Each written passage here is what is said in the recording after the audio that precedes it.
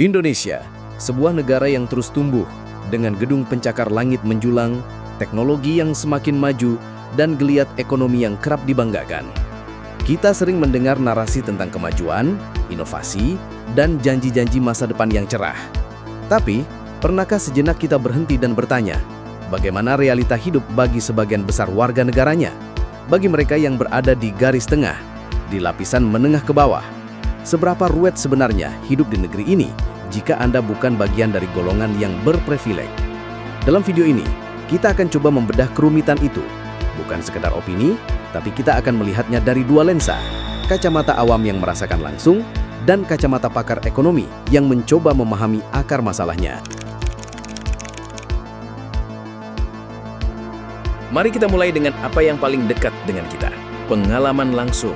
Bayangkan Anda adalah seseorang yang bangun setiap pagi dengan satu pertanyaan. Hari ini saya dapat uang dari mana? Poin pertama, gaji harian, perut harian. Bagi banyak saudara kita, pekerjaan tetap dengan gaji bulanan adalah kemewahan. Mereka adalah buruh lepas, pedagang kaki lima, tukang ojek, atau pekerja informal lainnya. Pendapatan mereka by order atau by day. Artinya, kalau tidak bekerja hari ini, berarti tidak ada uang makan untuk esok. Sakit sedikit, penghasilan langsung terhenti. Bagaimana merencanakan masa depan jika hari esok saja belum pasti? Contoh, coba bayangkan, sebagai pedagang gorengan, penghasilan Anda sangat tergantung cuaca. Hujan deras seharian, dagangan tidak laku, padahal di rumah ada keluarga yang menunggu. Atau sebagai buruh bangunan, proyek selesai, besok harus cari proyek baru lagi. Ini adalah hidup di atas ketidakpastian yang konstan. Poin kedua, harga naik, dompet nangis. Ini mungkin yang paling sering kita dengar. Harga kebutuhan pokok melonjak. Beras, minyak goreng, telur, cabai, semua seolah berlomba naik. Sementara gaji mereka tetap segitu-segitu saja. Mayoritas pendapatan mereka habis untuk makan dan kebutuhan dasar lain. Sedikit saja ada kenaikan harga, langsung terasa sesak di dompet. Tidak ada sisa untuk menabung, apalagi investasi. Ini bukan tentang memilih merek mewah, tapi memilih antara lauk ayam atau tempe. Poin ketiga, sekolah dan sakit bikin pusing 7 keliling. Meskipun ada program kesehatan dan pendidikan dari pemerintah, kualitas dan akses tetap jadi persoalan. Antrian panjang di puskesmas, fasilitas yang kurang memadai di daerah terpencil, atau biaya-biaya tak terduga untuk sekolah anak. Apakah setiap orang bisa mendapatkan pendidikan yang layak untuk masa depan anaknya? Bisakah mereka berobat tanpa rasa cemas tentang biaya? Contoh, mungkin anak Anda cerdas, tapi biaya seragam, buku, dan transportasi ke sekolah menengah membuat Anda harus berpikir keras. Bahkan mungkin terpaksa menarik anak dari sekolah. Atau Anda sakit parah, punya BPJS, tapi fasilitasnya jauh dan harus antre berhari-hari, sementara biaya hidup tetap berjalan. Poin keempat, rumah layak, impian yang jauh. Punya rumah sendiri. Di kota besar itu seringkali hanya mimpi. Banyak yang terpaksa mengontrak di permukiman padat, sempit, panas, atau di lokasi yang rawan bencana. Sanitasi yang buruk dan lingkungan tidak sehat menjadi resiko sehari-hari. Ini bukan hanya soal kenyamanan, tapi juga kualitas hidup dan kesehatan jangka panjang.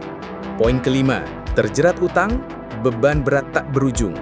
Ketika kebutuhan mendesak, tapi tabungan tidak ada dan akses ke bank sulit, banyak yang terpaksa berpaling ke rentenir.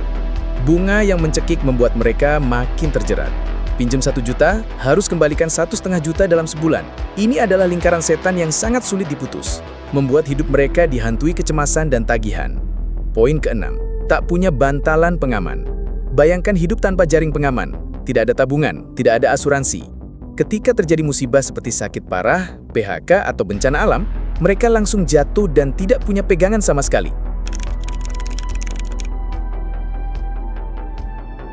Realitas sehari-hari yang pahit itu bukan kebetulan semata. Ada akar masalah struktural dan konsep ekonomi yang menjelaskannya. Mari kita selami lebih dalam. Poin pertama, segmentasi pasar tenaga kerja dan human capital rendah. Mayoritas golongan menengah ke bawah bekerja di sektor informal. Artinya, mereka tidak punya jaminan sosial, gaji tetap, atau perlindungan hukum yang kuat. Ini membuat mereka sangat rentan. Ditambah lagi, karena kualitas human capital yang relatif rendah, minimnya pendidikan dan keterampilan yang relevan dengan industri modern, kemampuan mereka untuk mengakses pekerjaan yang lebih baik dan upah lebih tinggi menjadi sangat terbatas. Ini adalah hambatan mobilitas sosial ekonomi yang signifikan. Poin kedua, inflasi dan erosi daya beli real. Secara ekonomi, kelompok ini memiliki proporsi pengeluaran tertinggi untuk kebutuhan dasar.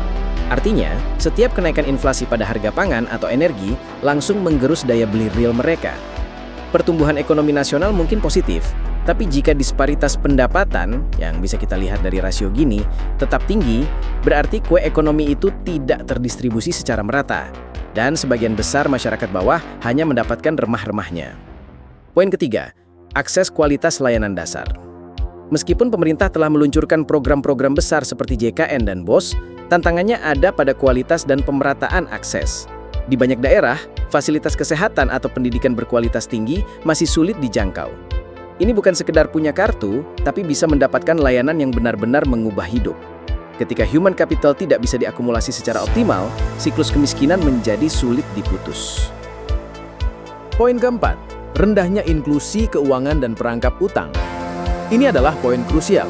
Golongan ini seringkali tidak memenuhi syarat untuk mendapatkan kredit dari lembaga keuangan formal seperti bank, karena mereka tidak punya jaminan atau riwayat kredit yang jelas.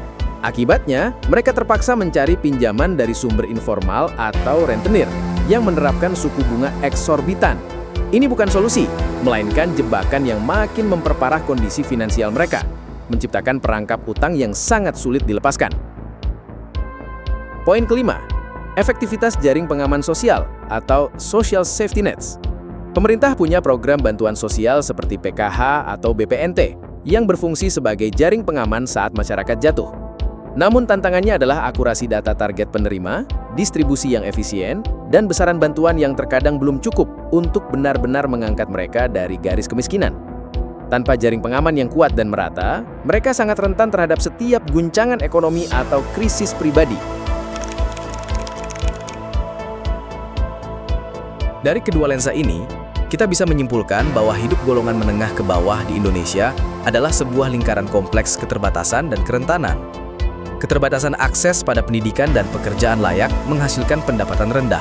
Pendapatan rendah ini membuat mereka rentan terhadap setiap guncangan, mendorong mereka ke dalam utang, dan membatasi kemampuan untuk berinvestasi pada masa depan. Ini adalah siklus yang sangat sulit diputus secara mandiri. Memahami keruwetan ini adalah langkah awal yang krusial. Ini bukan hanya masalah angka statistik di buku-buku ekonomi, tapi tentang jutaan manusia dengan cerita dan perjuangan nyata. Sebagai masyarakat, kita memiliki peran untuk tidak hanya berempati, tetapi juga mendukung inisiatif yang memberdayakan, mendorong kebijakan yang inklusif, dan menciptakan ekosistem yang lebih adil bagi semua. Mari kita terus berdiskusi dan mencari solusi bersama.